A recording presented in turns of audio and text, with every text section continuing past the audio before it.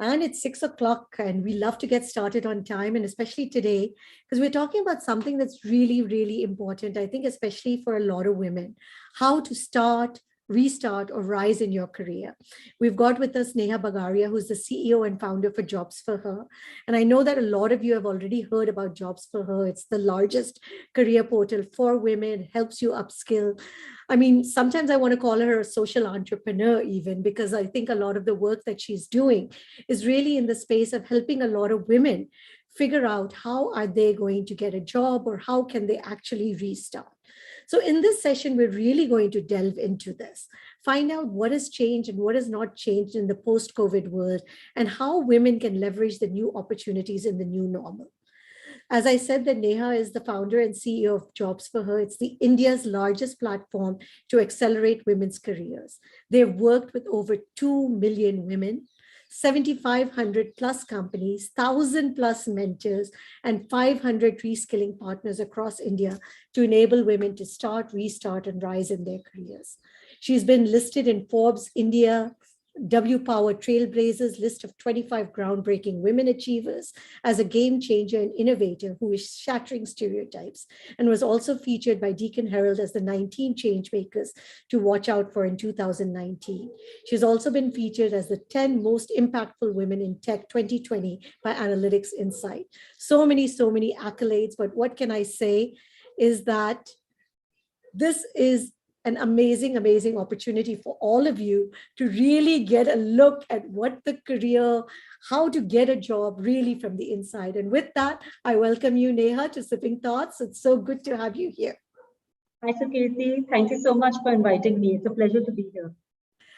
Now, Neha, I know you introduced me to a new term, and a very nice new term called the career puzzle. And I know today you're going to take us through this. So, usually I ask a couple of questions, but I'm so intrigued by this concept of career puzzle that I'm going to hand it to you because we want to understand what's the career puzzle.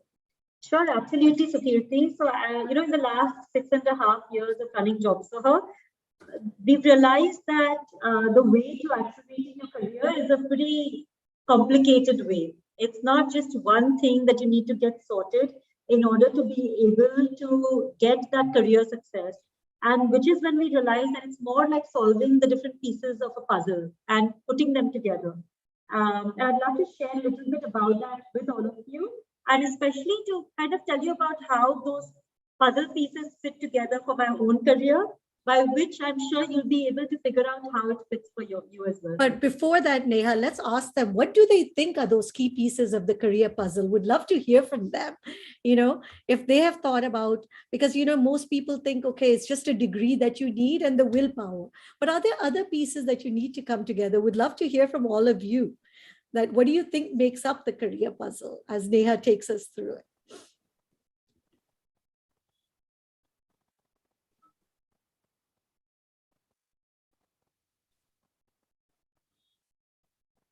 Everyone is just getting warmed up. Their fingers are just starting to type.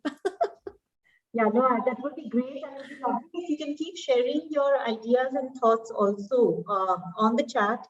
And we'd love to, start getting those brain cells thinking about what is it that you need to solve in your career puzzle to be able to get there. I like what Dr. Vandana is saying, right time and right place. That's also part of the career puzzle. Very interesting. Yeah, that is something that we are going to call opportunities, by the way. So that's a nice spoiler alert right there. Awesome. Let's get started. And I'm sure the other people will start chatting in. Sure, absolutely. So I'm going to actually get started with one of my favorite quotes, and that is by Sheryl Sandberg, whose book Lean In is a must read for anybody who wants to really understand what it takes for women to accelerate their careers. And in that book, she has this quote where she says that fear is at the root of so many of the barriers that women face. Fear of not being liked, fear of making the wrong choice, fear of drawing negative attention, fear of overreaching, fear of being judged, fear of failure, and the holy trinity of fear, the fear of being a bad mother, wife, or daughter. Now, mind you, this is Sheryl Sandberg, who's the CEO of Facebook. And if she can feel all these fears, I promise you that most women who are listening to this and who you know. And I'd love to see a show of hands amongst all of you to know, have any of you ever faced one of these fears? So I do think raise for your hand. me, the failure one is the biggest one, I think. Yeah, absolutely. And I see a lot of hands being raised for others also who felt some of these fears in their career. Well, I have to tell you that when I read this, the reason why this quote resonated with me so much is because I could relate to every one of these fears at some point during my career. And for me, I think the biggest thing that started off this journey was really inspiration. That is when I started noticing what's happening with the careers of so many amazing, capable, talented women around me who had stepped off that career Ferris wheel to take care of their families and then never managed to get back on. Women, for example, like my closest childhood friends, a lawyer, an entrepreneur, and a designer who were now a full time mother, a relocated spouse, and a trading spouse. Inspired by Sheryl Sandberg's words and my friends' stories, I decided to found Jobs for Her on International Women's Day, March 2015, over 5 years, over 6.5 years ago now. And I realized that inspiration was the first piece of that career puzzle. Women needed to know that they are not alone in their internal battles, that there are many others like them, and many who have managed to persevere and come out victorious on the other side. However, the path of founding JobsForHer was not easy at all, and I realized that I had big gaps in my skills and confidence and didn't know how to fill them. The first person I turned to was someone who was running an extremely successful startup himself and had started it from scratch, my younger brother. My younger brother, who I had mentored through our childhoods, now became my mentor through the JobsForHer journey. He's the one who sat me down and made me understand how to solve this challenge and my own career puzzle using technology in order to solve it at scale. I also found other mentors like Dhruv Shenoy, who had launched Monster in the Gulf area, and Shiva Kulkarni, who was an HR veteran and as passionate as I was when it comes to accelerating women's careers. The important role that my mentors played in my career made me realize how important it is for all women to reach out and find your own mentors as well. So People, I'm gonna take a pause for you here because sure. a lot of people ask this question that when you're not working or you're looking to just start off, how do you find that mentor? I know I'm giving you a question very early on, but this is one of those key questions that people always get plagued with, that everybody says, yes, find people, but everybody is so busy that how do you find people that are really going to be willing to help you? Frankly, Sukirti, when I started reaching out to mentors, and like you saw in my slide of who my mentors were, it was a combination of people who I knew extremely well, like my own younger brother. It was a combination of people who were in my first connection of network, like Shubha Kulkarni. And then it was people like Dhruv Shenoy, who was a friend of a friend of a friend. Yeah. And the only way to find these mentors is by using those networks that we are so blessed with. And one thing that women don't realize is actually the power of the networks that they have among them. The only problem is that we usually use our networks from a personal and social point of view. We forget how important that network can be from a professional standpoint. And frankly, given the fact that now at JobsForHer, we have more than 1,500 plus mentors on the platform, I can assure you that if you reach out to somebody you know, or a second or third connection, and ask them for 20 minutes of their time, just to get on a quick Zoom call and ask them a few questions, that person, if they find your story engaging enough, if they find you passionate enough about what you want to do, they will stand up to mentor you. And if they don't, they will be able to connect you with so many other people who will be able to help you through as well. Neha, we're getting a little bit of echo in your voice. So maybe just check are you using a headset or? No, is it better if I come a little closer to this headset? Is that better, guys? Neha, no. No. Maybe speak some, yeah. I think just a little bit of echo is coming. I think it might be better if I speak a little bit closer to the mic. Is that better? I think so. That's better. At least I'm hearing it better.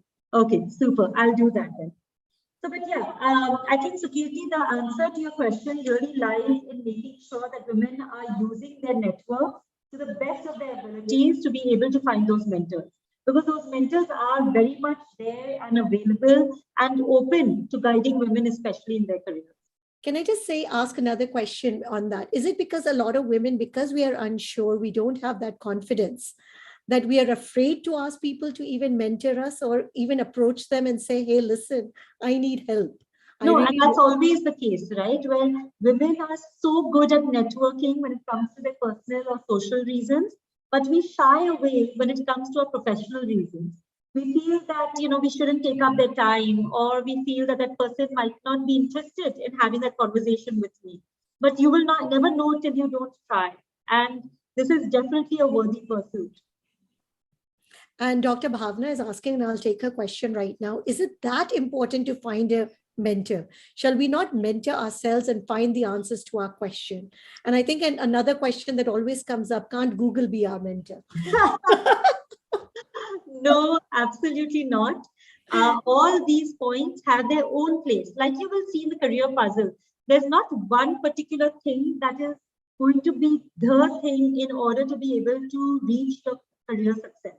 It's a combination of a lot of different facets and factors that help you in propelling forward. So, can you achieve career success without a mentor? Absolutely. Will it help you in getting there faster, feeling more confident, addressing questions that you might have that come in the way, and also stepping on, working from the shoulders of giants who have already done that? It will help you hugely. So, yes, you can absolutely do it on your own. It's just a much more arduous, longer, and more difficult journey. Versus having those mentors who can help you, guide you, and show you that path. Perfect. Thank you. Great. So that is what really brought us to our second piece of the puzzle, which was mentorship. And which is why on the platform itself, we started connecting to so many different industry experts and coaches who are willing to mentor women through a lot of different webinars, through a lot of speed mentoring sessions, and to inspire them to make them realize that they can achieve that success as well. For me, one of the big things that my mentors made me realize was the need for upskilling that I had when I was restarting my career after a career break.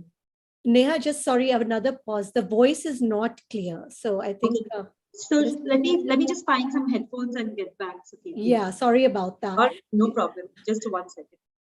Till then, would love to hear all of your questions. Please do put them in, because I also do feel, I think this is the most challenging part. And the reason I'm saying it is because even me, when I think, okay, you know what, I want to ask somebody for a job, I feel like I need to put myself out there. And even asking somebody for a mentorship is like almost putting yourself out there. I don't know how all of you feel about that, but would love to hear your thoughts on that. And how many of you have actually taken a mentor?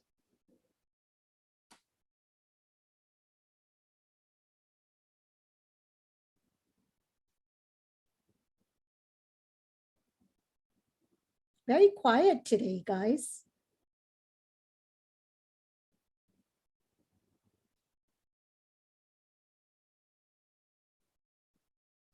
For people just joining us, give us a minute. Neha is just getting some headsets.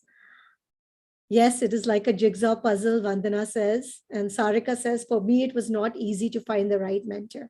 I totally agree. It is not easy to find the right mentor. And, but that is a quest, I think, that goes on. And, I've talked to many, many women, and they say that this actually helps because all of us sometimes we need a holding hand and a helping hand. Kirti, I totally agree with you. And Kirti is saying that she has not taken a mentor yet. I am anxious to even contact them. And I will tell you, this is the biggest fear. Me too. I mean, and my brother said it very well. He says, if we just start leveraging the network that we have, it is what corporates pay millions of dollars for, is what we all possibly have on our fingertips, in our friend circle, in our family. But we are so reluctant to ask them.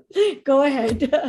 Absolutely, Sukirti. Is Oh, this much better. Yeah, Awesome. guys, much better.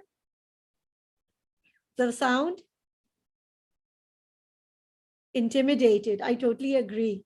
But would love to get a sound check from everyone before we move ahead.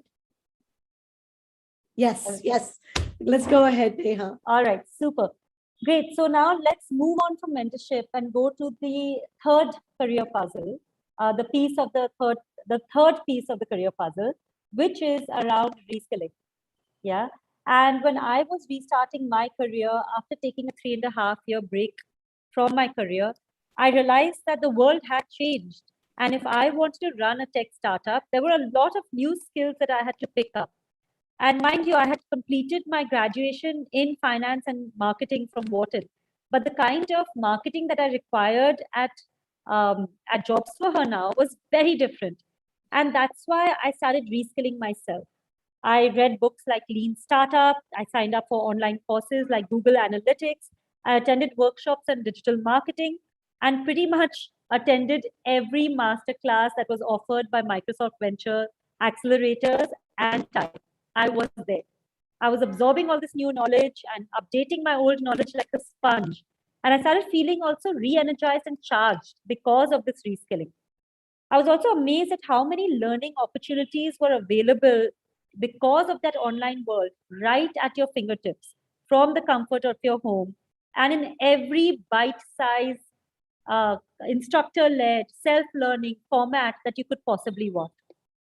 And that is why we launched the reskilling part of the platform, by which we got these different course providers, experts, assessment trainers, all of them on the platform, so that women will realize that no matter what you want to accelerate your career in, there is enough reskilling and upskilling available for you to be able to get on that journey.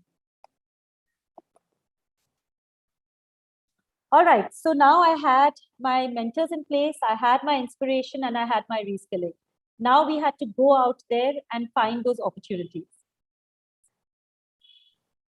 What we did then to find those opportunities was put together a small team, 5 of us working from social at Church Street, and started knocking on all those doors of those companies to open up jobs for women on a break. And this is very similar to what every individual needs to do in their own career journey, which is go and knock on those doors. Stop holding yourself back and thinking that this person might not want us.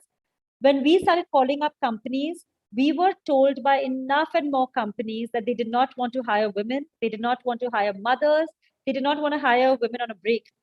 But we also managed to find those companies that wanted to. And when we started Jobs for Her, we started with about 20 companies on the platform. And today we have 7,500 companies across India. And I'll just take a little break there because a lot of people think a lot of companies don't want to hire women that have taken a break. But you're saying there's 7,500 companies out there that are looking for people that have taken a break. Yeah, absolutely. And so, Katie, that's something that we made very clear to them from the start. Yeah, because when we called them up and told them that this is a platform for women returnees, and they said that they did not want to hire women returnees, can we help them find other talent? We told them, you know what, you will be losing out if you're not hiring women returnees. And the big change that we managed to do was in changing the mindset of these companies to make them realize that hiring women returnees is not a social service that they are doing. Hiring women returnees is actually great for their bottom line because these women are coming with a huge amount of experience, very great capabilities and qualifications. They are extremely recharged and they want to prove themselves again. And the clincher is that they have no notice period. They can join you immediately. So we really focused on the positives that women returnees bring to the table. And I think that was a big game changer because companies realized that this is good for business and companies are here for business. Once they realize that, now we have companies who are every week, we have companies who are launching returnee programs that are specifically for women on a break. So if you haven't taken a break, you can't even apply for that program. All right, so then we had our opportunities. But another important career piece that we found was the support that I had through this journey. And I've realized that no matter what we say and do, that support is very critical when it comes to accelerating our careers. For me, that support came in the form of my father, who basically brought up his son and daughter with the same career ambitions and the same expectations from us, and from my husband, who really is a true life partner, like Sheryl Sandberg says. But but as I started seeing the journeys of so many women in my team, so many women on the platform, I realized that that support doesn't only have to come from your family or from your close friend circle. There are so many different avenues through which women can find the support that they require for their careers. That support could be from your colleagues, it could be from your neighbors, it could be from your children's friends' parents, it could be from your old classmates. Whoever that might be, it's extremely important that we reach out and ask for that support and stop trying to be super women and martyrs. Because at the end of the day, martyrs are dead. We want women to be alive and kicking and realize that they don't have to do this alone. They can reach out for the help that they require when they do.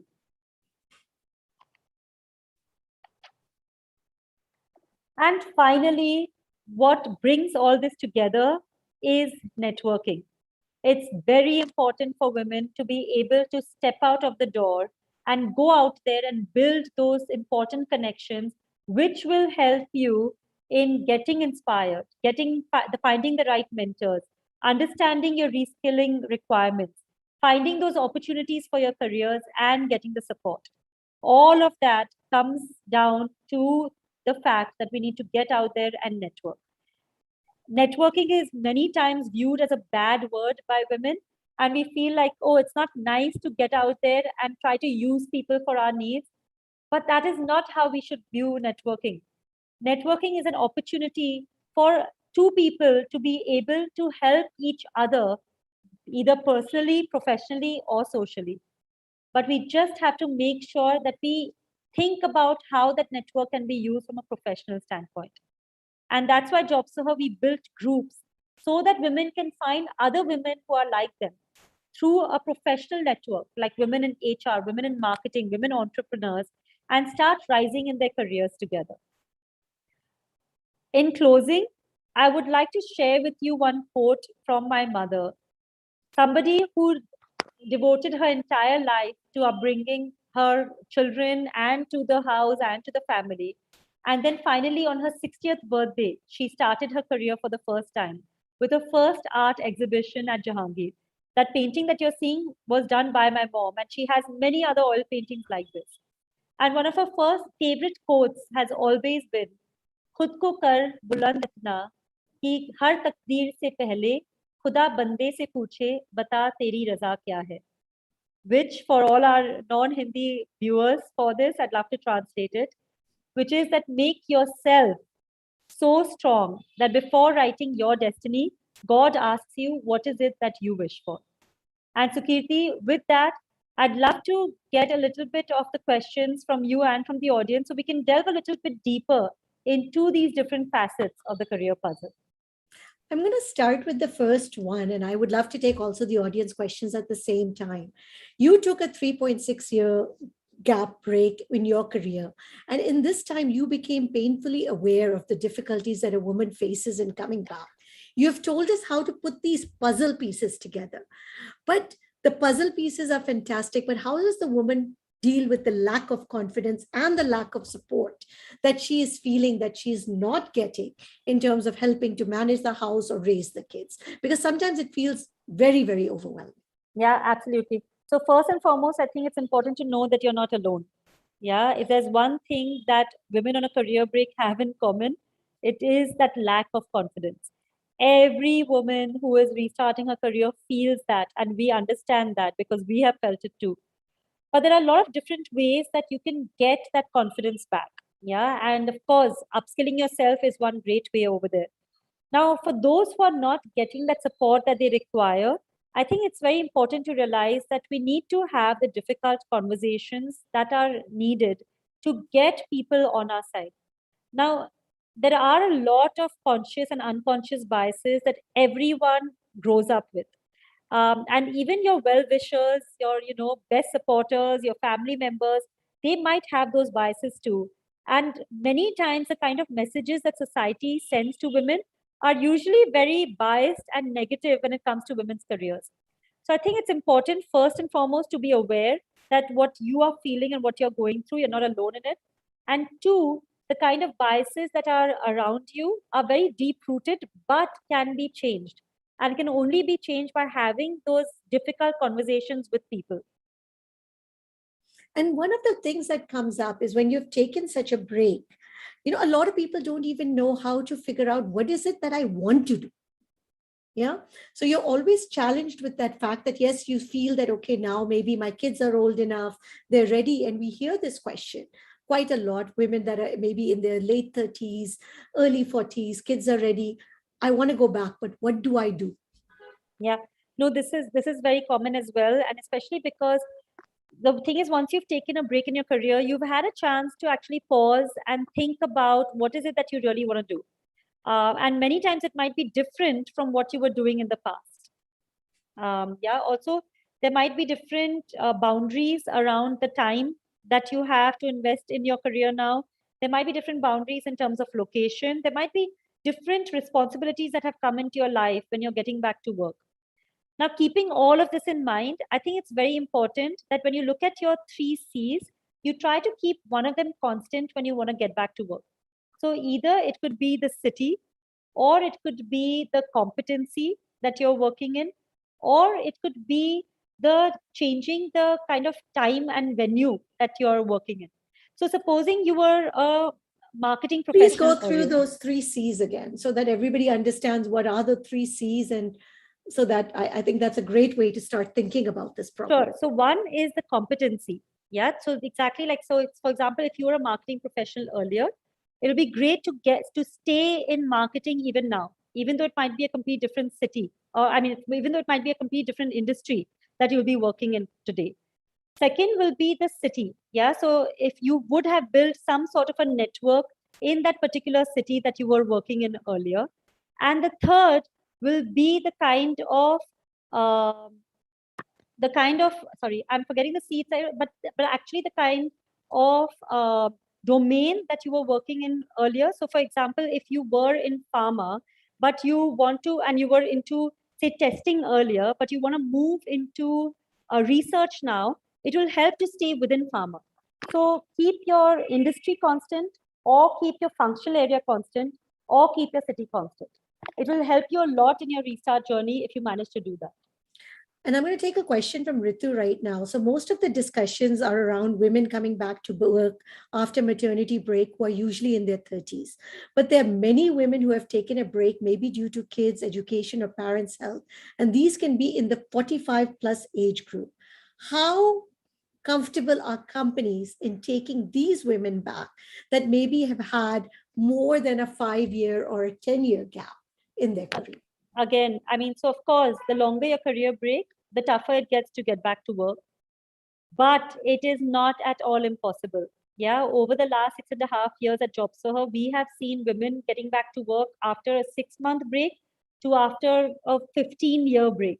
And it is absolutely doable. In fact, we just had our Her Rising Awards on Saturday, where we had one of the award categories was for women restarters. And one of the women who won the top 3 women restarter award shared her journey of restarting her career after a 15-year break at the age of 48. Because at the age of 45, she wanted to get back to work, and she decided to upskill herself by taking a program in data analytics from IIMB. After she took that program in data analytics and upskilled herself, she had a plethora of opportunities waiting for her. Because finally, at the end of the day, what really matters is the skills that you're bringing to the table, not how long your career break or why you had taken a career break or what you were doing prior to that. What matters is what you can do for that company today. So we've got to stop caring and thinking about that career break and just get the right skills that are needed to get back. I'm going to ask this question because, they in corporates, a lot of people feel there's this ageism bias, right? Generally. that as you get older, you become less relevant, and it actually gets tougher. But when you're talking about this lady about that is 48, but how common is that? Because as people are approaching 45, 50, 55, because people, I mean, we're also being told that please plan for your third career now already. Yeah, no, absolutely. So a lot of this, Sukriti, is changing. Yeah, these are all, I mean, and change is not going to happen overnight. Change is going to be a slow process. Luckily, I think the pandemic has really moved this change forward drastically. Yeah, because today, with everybody working from home, everybody needing flexibility, suddenly, things like ageism, it's not relevant anymore. Because it's supposing a mother needs flexibility, even a millennial needs that flexibility. Yeah. And suddenly everybody is now judged on their capabilities and their skill sets versus whether they can hang around the water cooler and talk about their favorite rap singer. So I don't think age is as much of a barrier in people's minds as it was earlier. Okay, because this is, I think this question is coming up quite a bit, because I think a lot of people feel that, okay, maybe mentally and society wise, we've dealt with the 30 to 40s, but we've still not dealt with the huge amount of population that is 45 plus. And how do we get them back to jobs? But we will come back to that. But I want to ask another question about the female brain drain.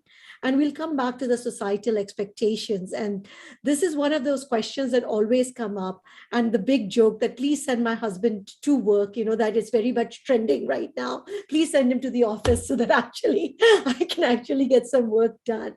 But Indian workforce participation, the rate of women returning to work after a career break is sharply declining, and it's declined even within this year.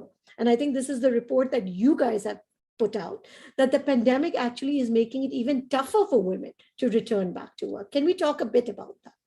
Yeah, absolutely. So, Sukriti, we see a short-term trend and a long-term trend over here. Yeah. So, in the short run, the pandemic has definitely made it actually tougher for women because earlier itself it was difficult to juggle multiple responsibilities. Now, suddenly, there's no physical boundary between those multiple responsibilities, right? Your in-laws are at home, your husband's at home, your kids are studying from home, and you're managing your work from home. Versus at least when you were going into an office, you were out of the home. You could get to the office, do what you needed to do, and then come back home. And with the kids working from home has been really, really difficult, especially on mothers. So in the short run, women have definitely started feeling more burnout, and you've seen more of them dropping out of the workplace. But, and there's a big but, in the long run, this is actually the best thing that has happened for women because of this whole mindset shift towards flexibility that we have seen companies go through. Suddenly flexibility is not a bad word anymore. We used to earlier say that flexibility is like the F word in interviews. As soon as a woman asks for flexibility, like recruiters' eyes shut down. Now it's like nobody cares. Anybody wants flexibility, they're like, yeah, sure, of course. Because everybody's asking for flexibility now, and people have realized that just because you give flexibility doesn't mean that a person is not being productive or that the work ethics are bad or they're not going to be able to get their work done. So yes, in the short run, it's been very difficult for women, and you are seeing less and less women in the workplace. But we are hoping that, similar to actually after the world wars, America saw a big increase in their female participation, just because when the men were out there in the wars, the women started getting into work. And even when the men returned, women still enjoyed being at work and getting that financial independence. We are really hoping that that is what will happen in India as well, that post pandemic, you will see a big jump when it comes to women participation in the workplace. But again, all the change that we're talking about is not going to be overnight. It's going to be slow, and it's going to take a generation to be able to see really big impact. Now, I'm going to ask another question, and Ritu is also saying this. I don't agree with you, Neha, so I'm going to push you on this again, because the 45 plus generation feels that, yes, lots of strides have been made for women that have 5+ years or, within that sector. I would say 5 to 7 years, but women that have been maybe out of the workforce for more than 7+ years really need to do something extra. And I think that extra comes in upskilling or getting a new degree. What do they need to do to get back to work so that we actually attack this devil in the room. Yeah, no, of course they need to do something extra, Sugiti. And like I said, the longer your career break, the tougher it is to get back to work. Yeah, and I mean, there's no denying that. But what we're seeing is it's not impossible. And we've seen enough and more stories of that in front of our eyes. And that extra that they do is usually two things. One is upskilling yourself so that you have the skills that are required in today's day and age. Because at the end of the day, an interview is a negotiation. Yeah. You need, and it is a sale. You need to be able to sell your capabilities and show a company that you're going to be able to help them solve particular problems and get the task done. Two, that is that confidence building.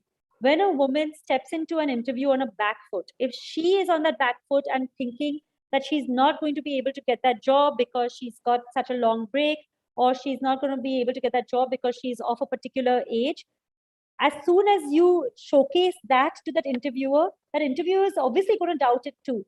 So in fact, at JobsForHer, we have started something called Profile Plus, where we've started making women realize that the kind of life experience that you bring to the table is also something worth flaunting about.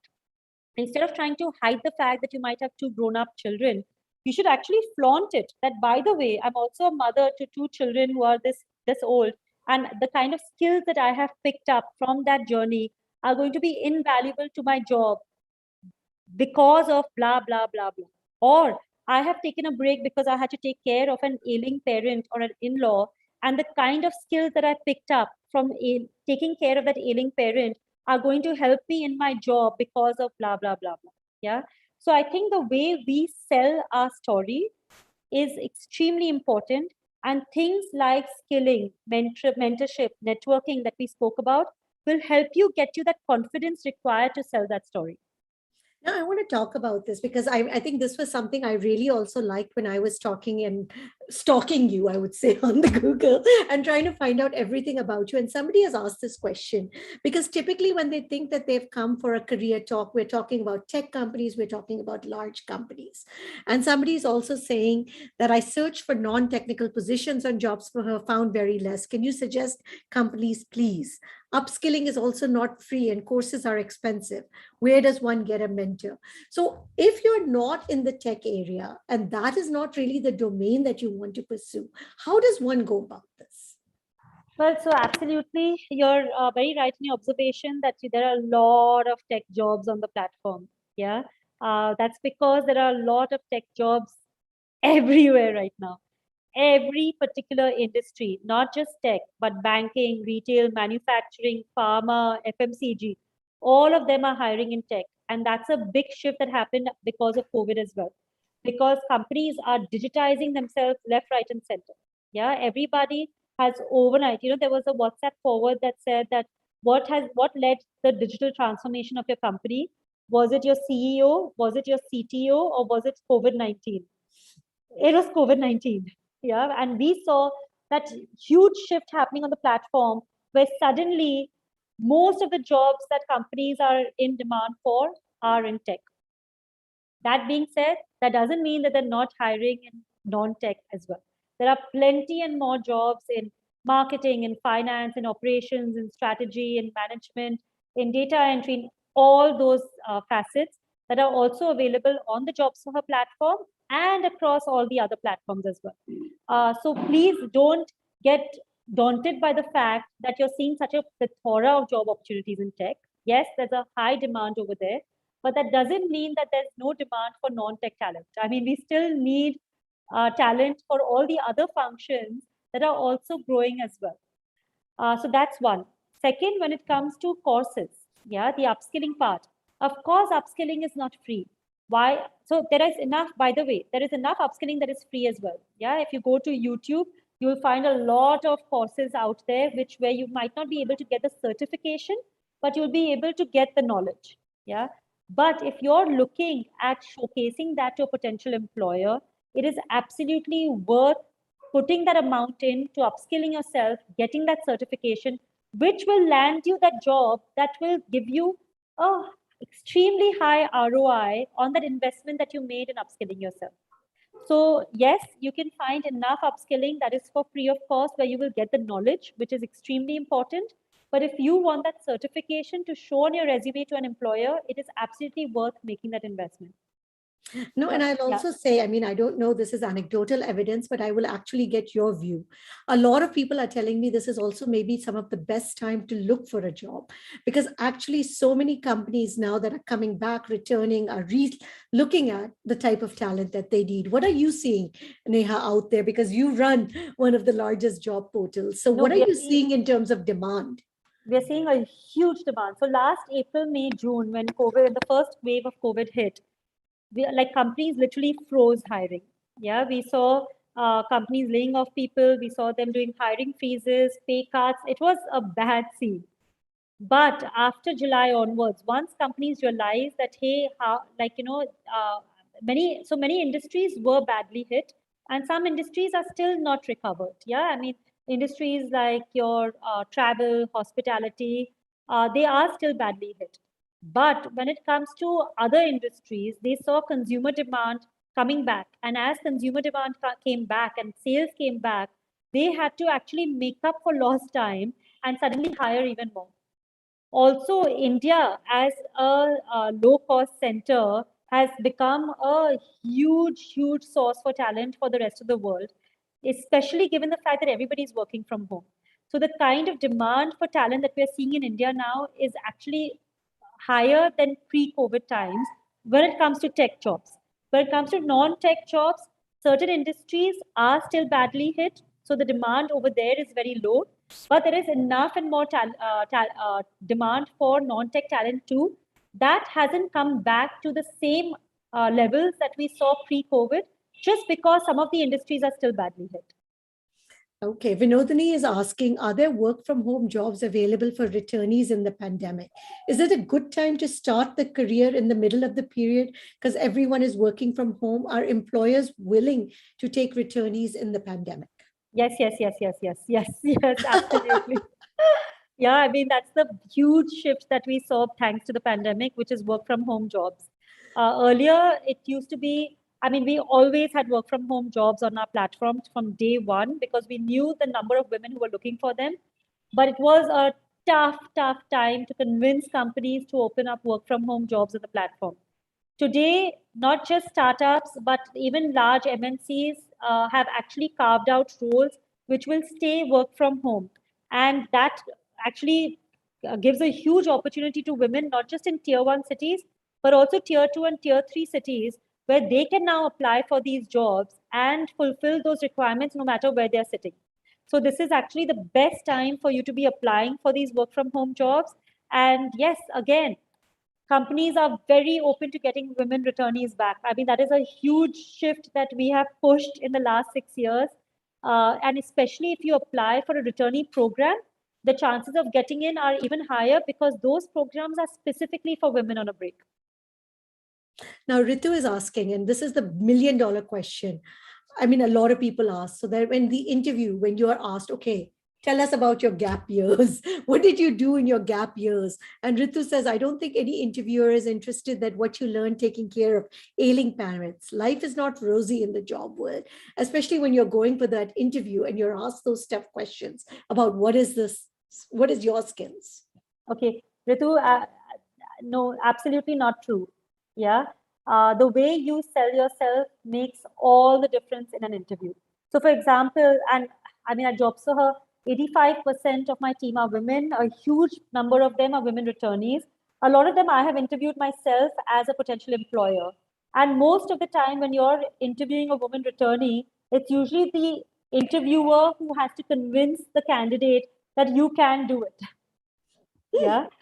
That is going to make it difficult to be able to crack that interview because every employer is not going to be like JobsForHer, where we understand, we get it, we know the returnee's power and potential.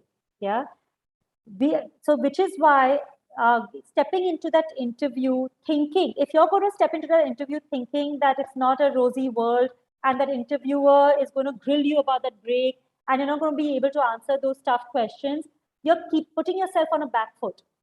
Versus if you step into that interview thinking that employer is going to be lucky to have a woman returnee like you join them, to be able to get the kind of charge and capabilities and energy that you have in working for that company, you're going to be able to portray that to that employer. You have to be able to convince that employer that you are the right candidate for that role. And you have that extra something, which is why that employer should pick you over other candidates. So first and foremost, I mean, there's a lot of work that we have done when it comes to sensitizing companies about the importance of hiring a woman returnee. But again, we have 7,500 companies on our platform. There are lakhs of companies in India. Yeah. So it doesn't mean that every company that a woman returnee goes to is going to be like gung-ho about getting a woman on a career break there. That's the reason JobsForHer exists, because this is a problem. That's why we started this. Yeah. There will be enough interviewers and employers who will, first of all, who will not even give an interview to a woman on a break. Forget actually, taking that person in.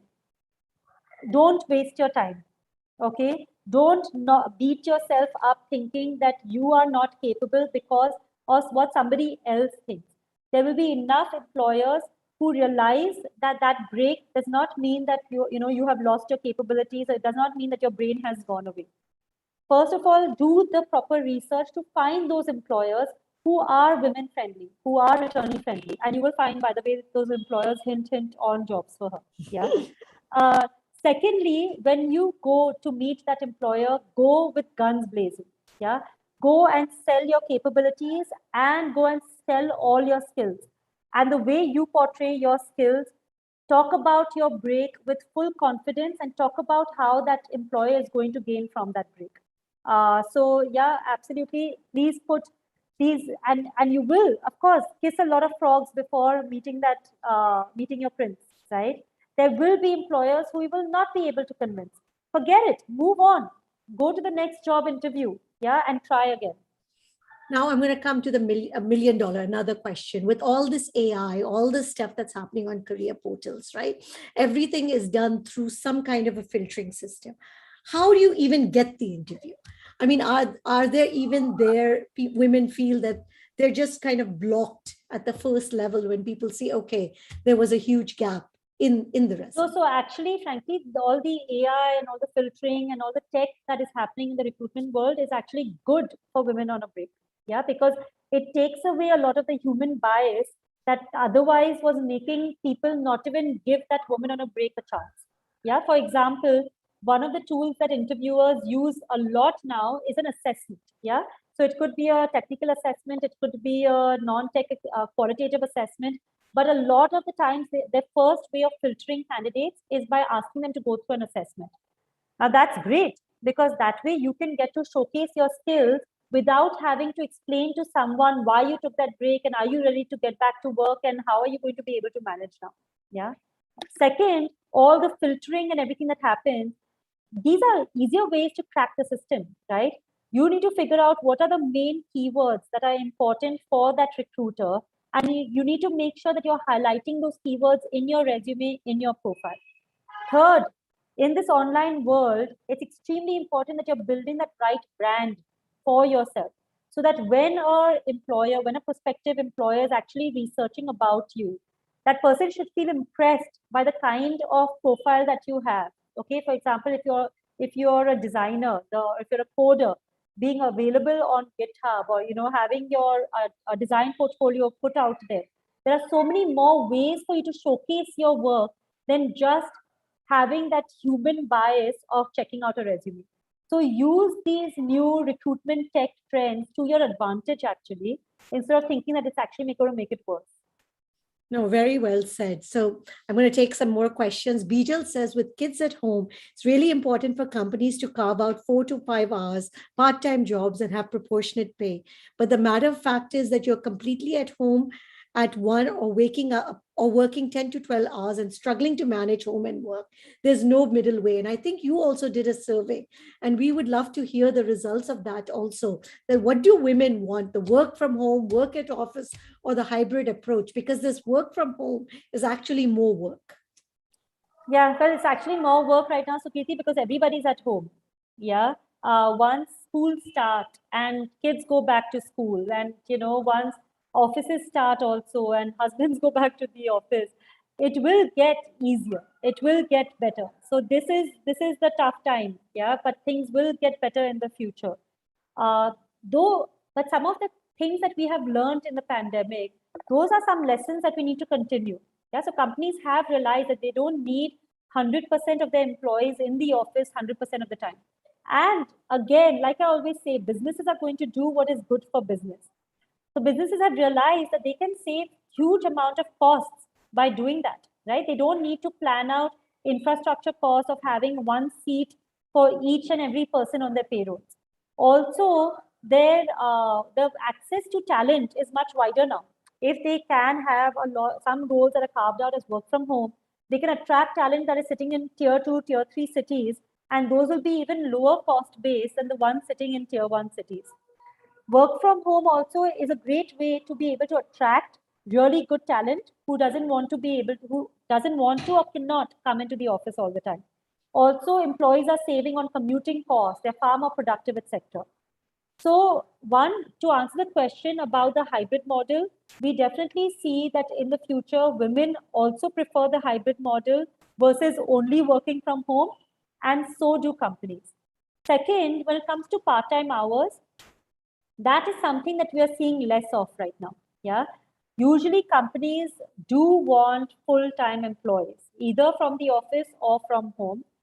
When it comes to part-timers, it usually becomes a freelance or a consulting or a contract kind of a role or a project-based role, which is difficult. Yeah. And I do hope that this is a trend that we see in the future, but we're not seeing it yet. So I'll come, Neha. A couple of questions have now come up on the freelancing. How does one establish oneself as a freelancer after working for 15 years of being employed when you feel you want to be your own boss? And also the second question, you've been a freelancer for 10 years. How do you position yourself for getting back into the workforce?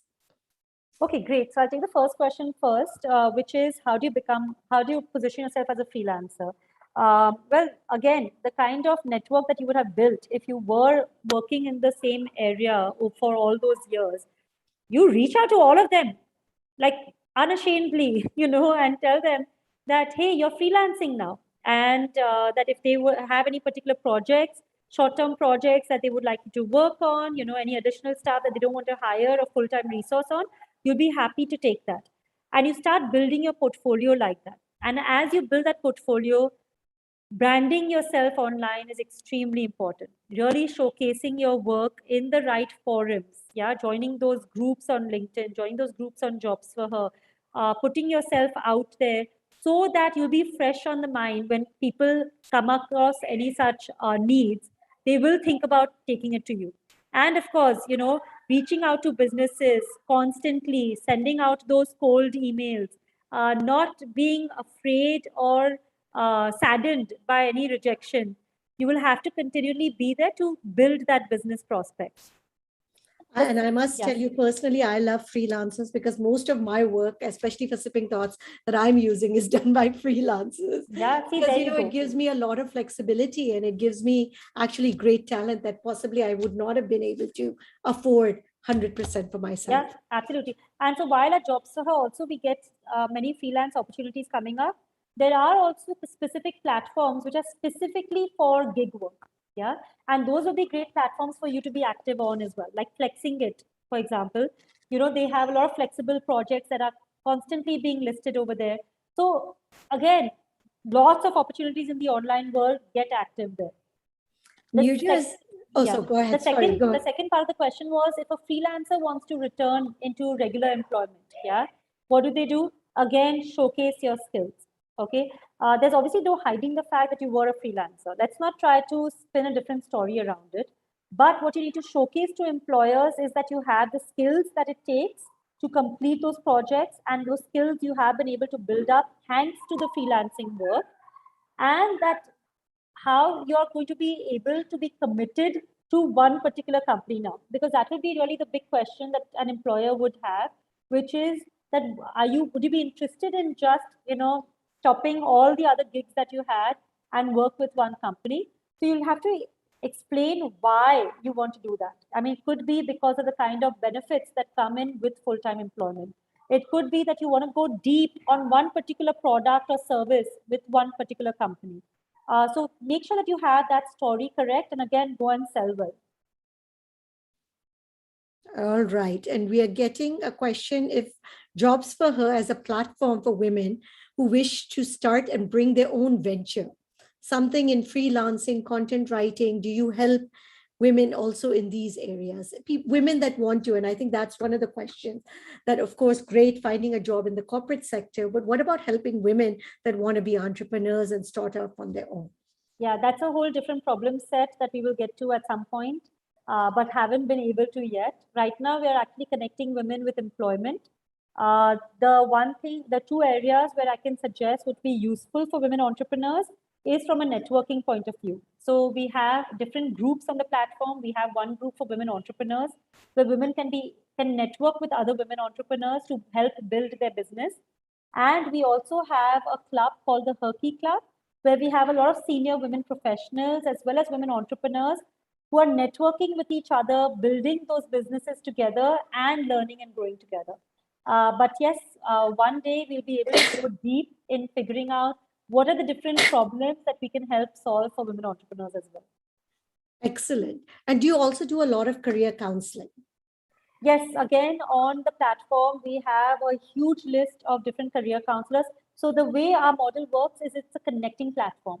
We believe that if we can only connect women to all that is already present there when it comes to opportunities or jobs or reskilling partners or mentors or career counselors, they will be able to then take that step forward for their careers. So if you go to the reskilling platform, you'll be able to filter and see a huge list of career counselors and reach out to them.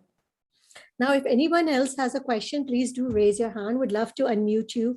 I know I saw so many questions. Sorry, I did not unmute people because I wanted to get through as many of them as possible.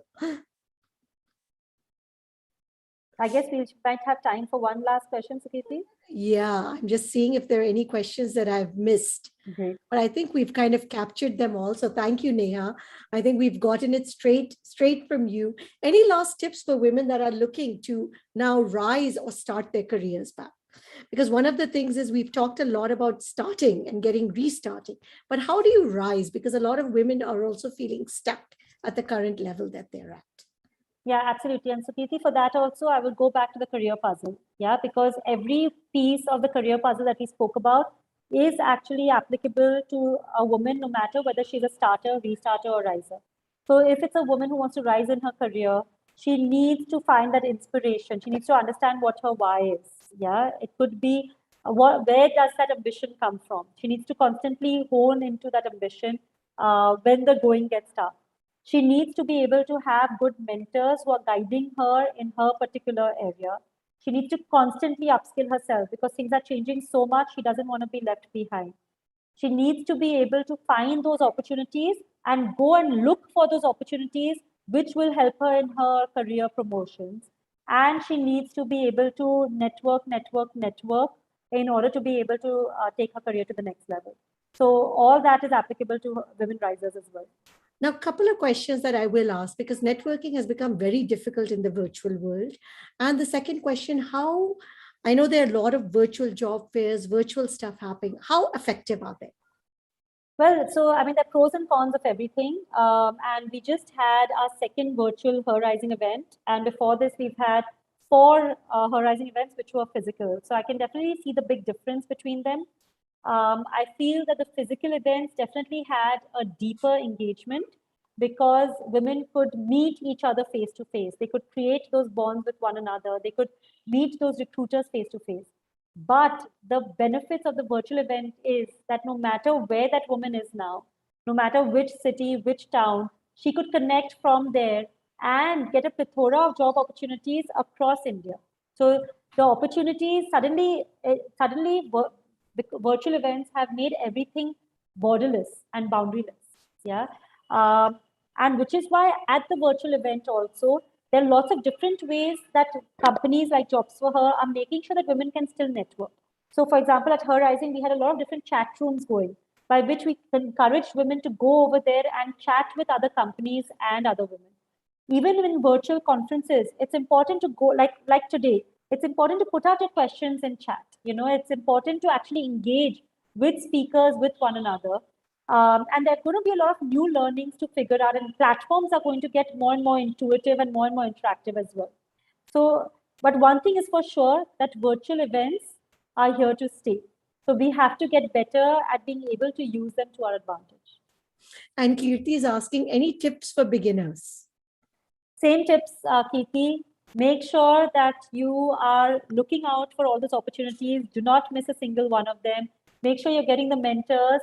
Make sure that you're constantly learning. Yeah, don't stop the learning process just because you have graduated from college. And network.